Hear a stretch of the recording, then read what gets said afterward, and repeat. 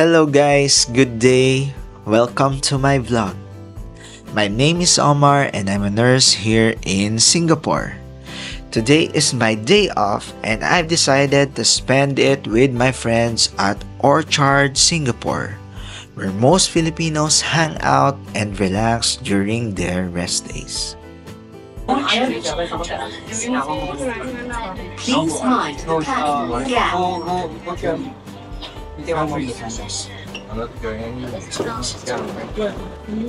Hi guys, good afternoon. Here's the Orchard Station. Sama ko yung mga friends ko, si Katrina and Jason, and we're waiting for Lizelle. So guys, ito na nga si Katrina. Outfit check. And Jason, outfit check.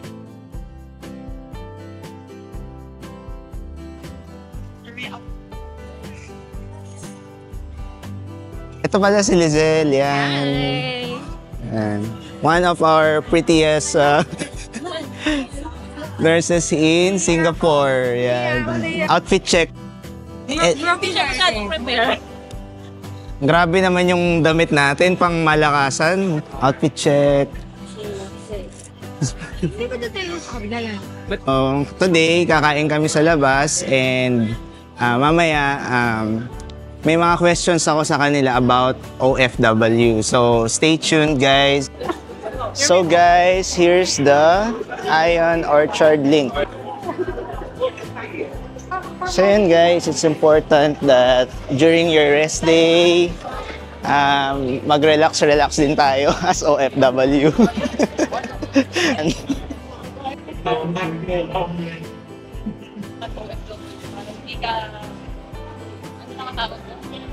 Ma-homesick. Asa na si Jason? Ah, ito pala. Oh. Nangungulila siya sa kanya mga babies niya. Dapat nga pala sa misis ko. Ayan.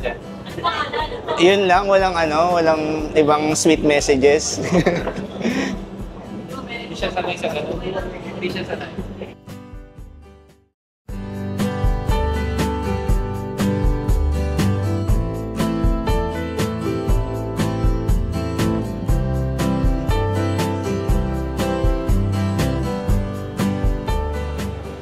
So guys, here's the Lucky Plaza.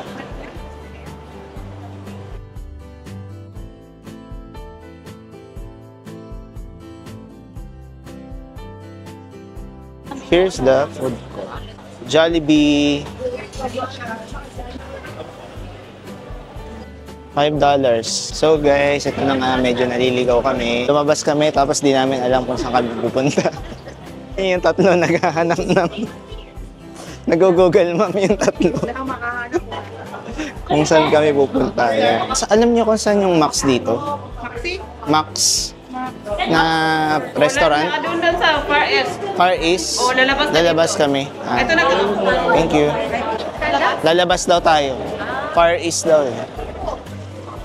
Pangit kasi sa food court eh. Well, sa food court tayo parang masyadong public. So ano masasabi mo sa ex mo? Have a good life. Ako nga pala yung Ako nga pala yung sinayang. sinayang.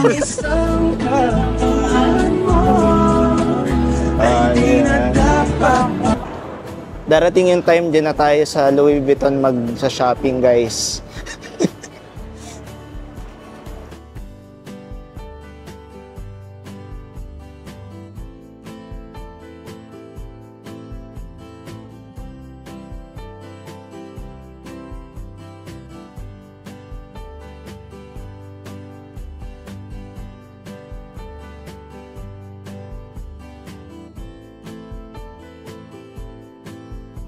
Sa Singapore, magdala ko kayo ng pamita. Guys, nawawala kami sa Singapore. Yung umang kasi ngayon lang na kaya. KFC.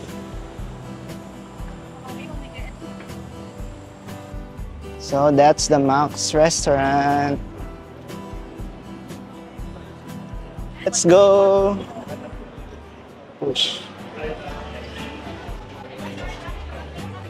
Ate ball for 4. Thank you. Order na tayo. Scan, scan. Ito na lang kaya. Group meals, lahat na. Lahat ng klase nandito na. Okay na yun. Okay na yun. Ito may lechong kawali, may kare-kare. Oo, parang ilang rice yan? Sisling po, nilagang buwan. O yan, Oo, busin. Kaya yan ha. Lagi si Jason, kaya niya tumatlong. Mas okay yung... So, Malungkot naman po. Masaya kami sa mga thank you. Tapos bigla naman nagkaganyan si Beshi. okay lang. At least meant to be talaga. Oo. Nangyari agad. Mas maganda na yung Mas maganda na Okay sa tumagal na mas madami pang mangyari. hinayaman. At Tama. least wala pa yun. Dagdag ako ng rice. Tigda dalawang rice tayo. Isa lang. Tayo Jason, tigdalawa. Tigdalawa tayo Jason. 2 hours later. Okay na ba to guys? Ayan na. Lechon kawali, kare-kare, Max full fried chicken, sizzling tofu, nilagang bulalo, 5 rice. Kasya na ba yung 5 rice? Okay, dalawa lang kami mag-ahatid lang ko. Tingin isa lang kami ni Lisel. Oo. Sige, sige. Magdagdag ka na lang pag Isa. mo lang mamaya. Magdagdag na lang ako isa na rice. Parang masyadong marami ata. Wag na. Dagdag ka na lang later. Kamaya na lang. Leche plan, mag-order tayo isa. Pampatanggal ng Tignan natin kung Please confirm. Hi guys, we're here at Max Restaurant here in Orchard. So guys, vlogger na vlogger tayo dito sa Max Restaurant. Yan. Say hi kuya. Yeah, hi to the vlog. Yeah. Rice and sizzling tofu, special kare-kare. Wow. Iba talaga yung Pinoy food, no? So guys, kilalanin na natin tong mga kasama ko dito. February 20, 2023, nag-start kami as nurse dito sa Singapore. Kilalanin po natin, guys, si Jason. Hi, ako si Jason. Isa akong scrub nurse dito sa Singapore. At may pamilya din ako na iniwan sa Pinas. Mahilig ako kumanta. Purpose ko dito sa Singapore is kumita ng pera. Sa career growth na rin. Yun lang. And now guys, let's move to Katrina. Guys, welcome to my vlog. Singapore is my second international nursing career. Before that, I was employed as staff nurse in Saudi Arabia for 7 years. So bakit ako lumipat ng Singapore? Kasi palagi ako nakakauwi sa Pilipinas, so wala akong ipon. Kumbaga, work-life balance yung nangyayari sa akin. Kumbaga, nung nasa Saudi ako, may pera ako, pero hindi ako nakakauwi. So, yung pera ko, hindi ko siya na-enjoy masyado doon. So, ngayon, yung salary ko, mag-iipon ako ng mga ilang buwan, tapos maglilib ako ng mga 1 week sa Pilipinas. So, kahit papaano na-enjoy ko yung, kasi patanda na tayo guys, so kailangan nating enjoy yung life natin kahit papaano. And then, ayun, samahan mo din ng prayers, tsaka wag mong kalimutan na magdasal pag nasa abroad ka kasi ang hirap maging OFW. So, sobra. So, dapat matatag ka talaga. Spiritually, mentally, physically, lahat-lahat na. Kakain na ba tayo guys? Kakain na ba tayo? Tapusin muna natin si Lizel. Introduce. Hi guys! Welcome to my vlog, Esther Omar Vlog. Ako nga pala si Lizel. Isang Batanggenya. Ano pa ba sasabihin ko? Batchmate kami lahat, mga beshies together. Isang taot kalahati na kami naglolokohan. Ano masarap dito sa Singapore, kaya lang mas masarap sa Pilipinas. Yan. Masasabi ko lang, If there's any opportunity, punta kayo dito. Pero kung mas magandang opportunity sa ibang lugar, what is the best for you, da? Yun lang. Ano ba tanong? And available or not? Single. Ready to mingle. Okay. Guys, baka nandito na ang magiging future ni Lizelle. Comment down below lang guys ha. If gusto niyo makita si Lizelle, yan, makilala, comment down below. Yan.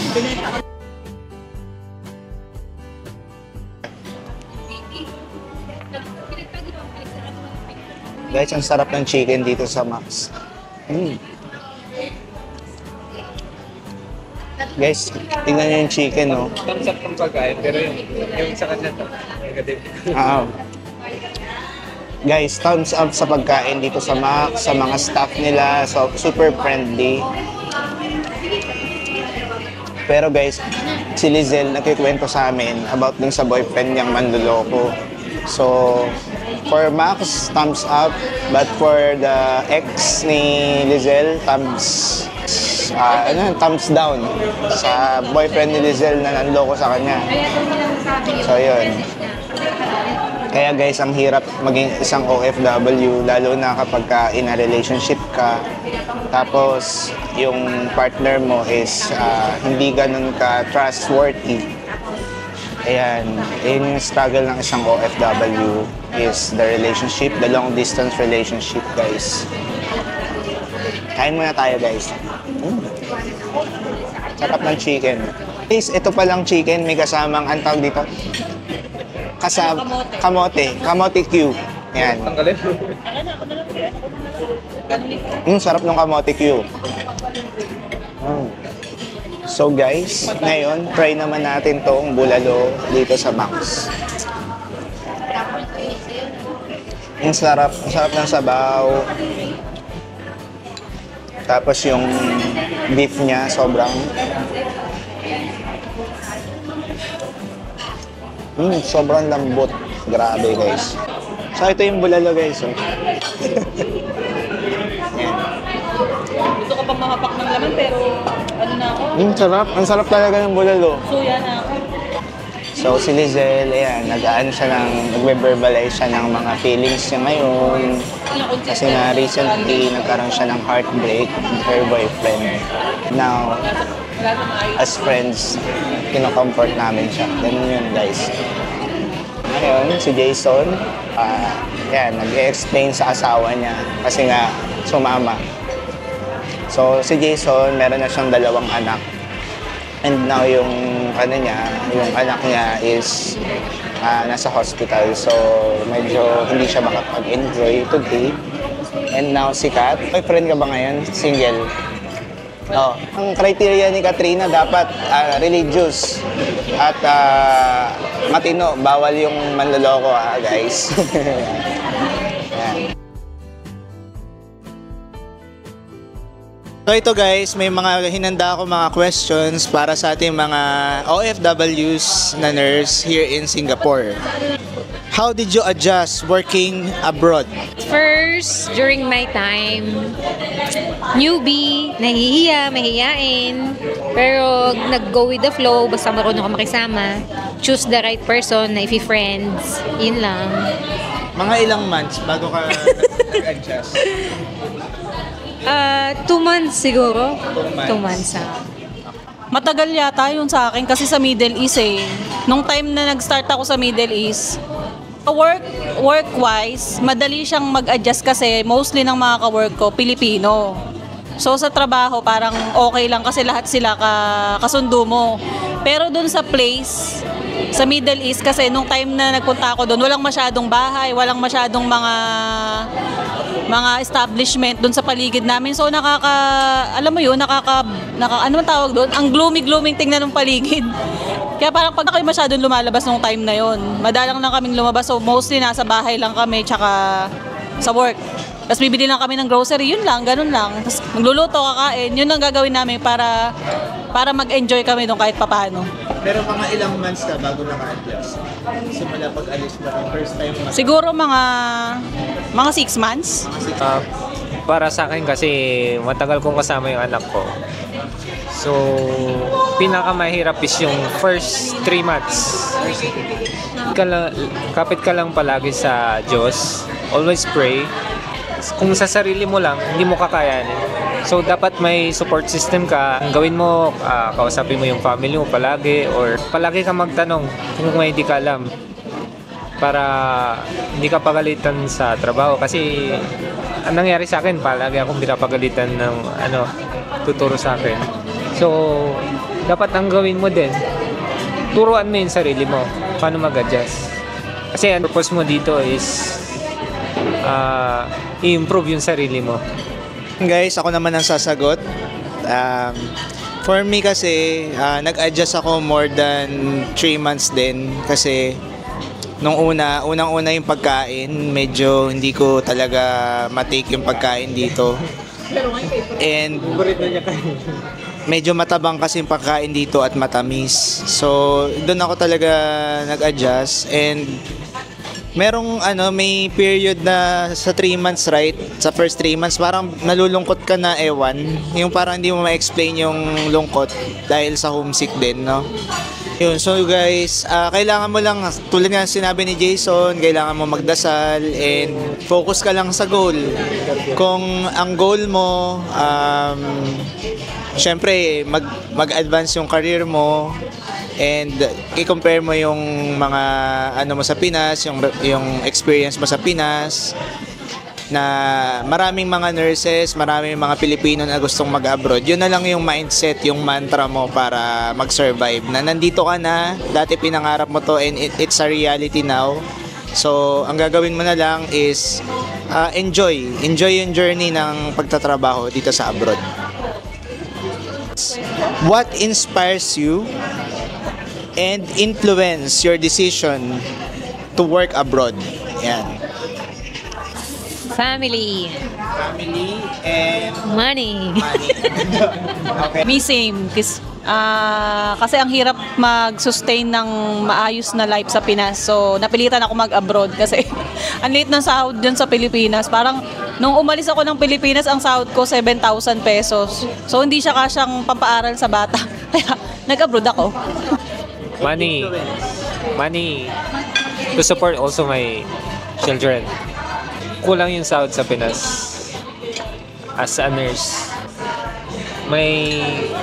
Kaya naman kami dati, pero ang problema is ayokong umasa sa family ko.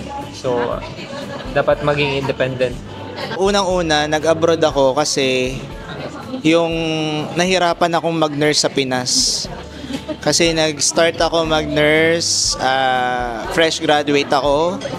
And then, yung mga senior ko dyan sa Pinas, sobrang perfectionist. And, kumbaga, yung expectation nila sa mga bagong nurses is sobrang taas. Hindi sila ganun ka-friendly magturo. But not all. Kasi may mga preceptor ako dati na sobrang bait din and talagang tinutukan ako. But na-encounter ko talaga yung mga bully na mga charge nurse dati. So, hindi ako nagpadala doon. Ang ginawa ko, nag-experience na lang ako. Tinapos ko yung pag-experience ko sa Pinas para maka-abroad nga. So, yun. Kaya ako, yun talaga yung yun yung pinaka main goal ko, makaalis sa Pinas. Kasi gusto ko talaga mag-nurse. Ito talaga yung gusto ko dahil bata pa lang ako, gusto kong maging doktor. And also, syempre, para makatulong sa pamilya ko, magkaroon ng magandang future.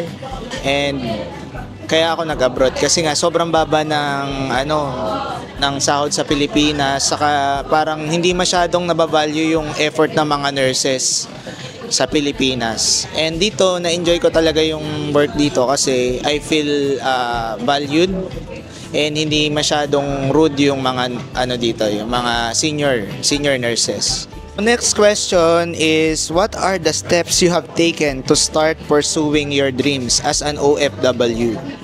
Tagalog, please. So ano ba yung yung mga... Can I get my translator? Ano nga ba? Basta focus lang lagi sa dream nyo. Always communicate with your family kahit na homesick. um, mag-pray always, tsaka i-motivate nyo na makakaroon ako nito, magkaka-invest ako nito para mapilitan kayo magtagal sa abroad. Na kung malulook forward nyo yung dinidream nyo in the future. Kaya go, go, go. Go lang, guys. Oh. Thank you. Fresh siya. Parang hindi galing sa breakup. Ano ba? Napupod ko man ako. Ang first step, nung nag-abroad ako is syempre yung motivation mo na gusto mo umalis. So ang ginawa ko, gumawa ako ng resume. Naganap ako ng mga agency na pwede kong applyan. Way back 2013, Singapore talaga yung first target place ko. So dahil hindi po tayo pinalad sa Singapore nung time na yun, nagkaroon ako ng problem sa papers ko. May nag-recommend sa akin na mag-apply sa POEA. So ano siya, government application siya from government to government, Philippines to Saudi Arabia government. So under ako ng Saudi Recruitment Office. So SRO. So pag nag-apply ka sa SRO, mostly ang mga ina-hired nila na nurses, dinadala nila sa government hospital sa Saudi Arabia. So ang located ang office nila sa Makati. Basta i-search nyo lang SRO, Saudi Recruitment Office, or pwede kayong mag-direct sa POEA para mag-apply kayo kung meron silang hiring. Yon. Before, 4 years ako nag-work sa hospital. And then, after ng COVID, naging vaccinator ako ng COVID vaccine sa Pinas, 8 months. And then, nung wala na yung contract namin sa government, naisipan ko mag-apply sa mga agency. And then, inaaya ko nung kaibigan ko na mag-apply sa Singapore. So,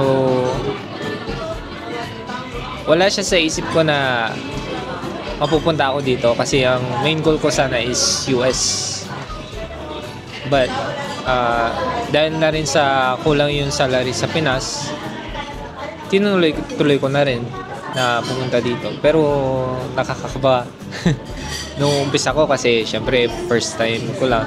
Pero nung pagdating ko dito, na papansin mo malaki yung growth na natutunan ko sa career ko. Maraming challenges. Para na rin siyang adventure kasi yung kurso namin is parang adventure eh. Hindi lang siya basta profession eh. Parang part na rin siya ng buhay namin. So ako guys, ang step na ginawa ko para makarating ako dito sa Singapore, sa dream ko na mag-abroad is, first, nag-experience muna ako sa Pilipinas for around 4 years. 3 years sa OR and 1 year sa ER. And then, yun, in-endure ko lang kung ano yung mga struggles being a nurse in the Philippines. And after nun, nag-decide na ako sa sarili ko na kailangan mag-abroad na ako kasi hindi pwedeng habang buhay nandito ako sa Pilipinas, dahil na rin doon sa benefits as a nurse sa Pilipinas na parang hindi mo talaga hindi siya sasapat para bumuhay ng family. I don't know for me but not for all. Ito lang is just my opinion. And yun, siguro ang unang step na kailangan mong gawin is alamin mo kung ano yung requirements abroad. Para alam mo kung ano yung mga ipe-prepare mo. Kasi kung hindi mo alam kung ano yung requirements, paano mo malalaman kung ano yung mga dapat mong i-ready, di ba? Yun lang guys, kailangan alamin mo yung requirements and i-pursue mo kung ano yung mga requirements na yun para makapag-abroad ka. The dessert guys, we have leche flan, pandan, buko pandan. Ito guys yung leche flan, nabawasan ko na. Sarap. Parang teke ah. Hindi, isa pa. Salt wine juice. Sarap ang may jazz. Yung leche plan nila dito guys, hindi masyadong matamis. And yung consistency niya napakaganda, no? Medyo hindi siya masyadong soft, hindi rin masyadong hard. May bayad ka ba? And ayun, di nakakaumay guys. So pumunta na kayo dito sa Max Restaurant here in Singapore. Max, baka naman sponsor dyan. Say hi to the vlog. Hi. Sa mga ano mo sa Pinas. Sa mga friends mo dyan. Ito mag-ano. Ilang taong ka na sa Singapore, te? Ano pala ako yung bago? Bago pa lang. Bago pa lang. 3 months pa lang. So, ayan. Say hi sa mga kabayan natin dyan. Sir, ah? Okay.